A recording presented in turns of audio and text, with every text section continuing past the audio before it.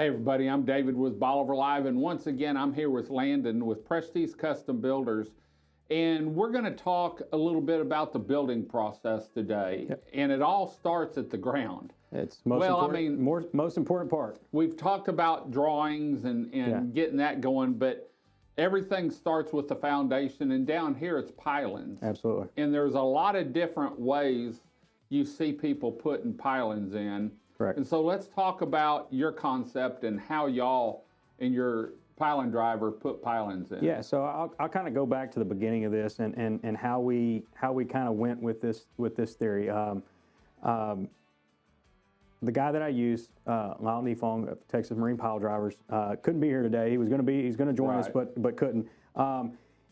He's been in this business for 10 plus years. His father was in this business before him.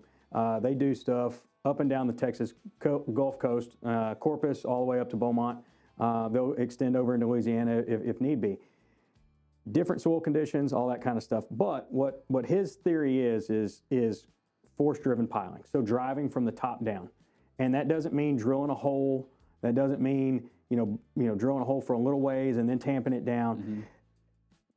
You run into these houses, you hear about these people that have their houses and they sway or they move and they do all this. And I've been in some of them, I'm sure you have as well. Mm-hmm. It's one of those deals of this is the way to ensure that you have the least amount of movement.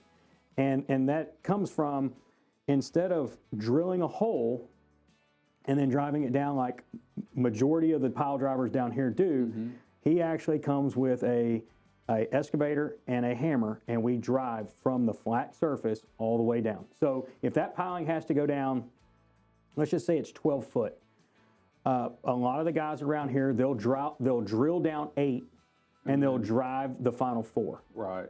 Well, let's just be honest, it's not that stable, because all you're doing then on the 8 foot that you drove is just backfill with loose fill dirt. That's not how, if you read the plans say force driven. Right. That's really not force driven. Yeah. Force driven is from the top of the surface all the way down. And so whenever I drive down 12 foot, 14 foot, 16 foot, it's driven. You're not moving that piling. Like, the only way to get it out is to drill around it and then try to pull it up. Right. Where those other ones, you could hit it with a skid steer or something like that. You're going to get it out of the ground. Yeah. And so when I go back to that, he and I talk about this a lot, is just making sure that we do things above and beyond the minimal expectations. And doing things correctly. And that's what it comes back to more than anything. Well, you and I talked about this a couple weeks ago. After Ike, there were areas along the beach that washed out and mm-hmm. left deep crevices. Those areas were places where dirt had been backfilled. Yep. It wasn't natural. And anytime, if you take out 40 cubic yards of dirt out of that hole, you're not going to get 40 cubic yards back in that hole.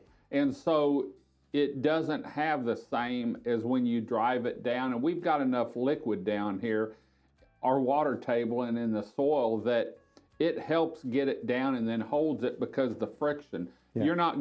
You really don't have any holding power, to me, and this is my opinion. If you drill down 8 foot, that's not going to have the same holding power as if you drive it down 8 foot. Absolutely. And David, we'll have some videos up here, and it's going to show you how this hammer hits. Right. This is not just an air hammer. I mean, this is a full-blown, machine-driven piling. And you'll see, like, some of these guys will show up with a little air compressor behind their truck and everything like that, and they'll have an air hammer, and you'll hit a whole bunch of times to get it down.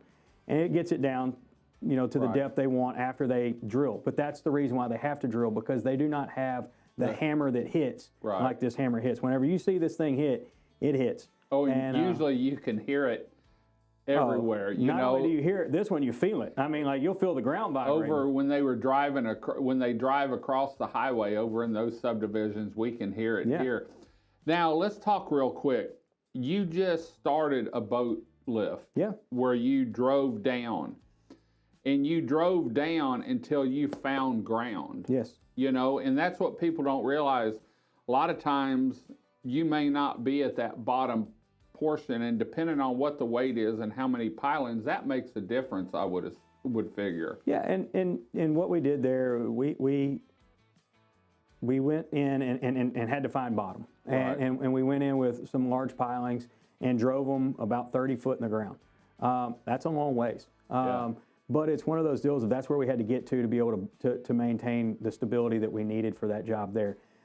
On the beach or on the bayside for a house, you don't have to go that deep. Right. The engineer specifies how deep they want you to go. But again, it goes back to you're wanting to drive those pilings in and give the best, like you said, the foundation, right? Right.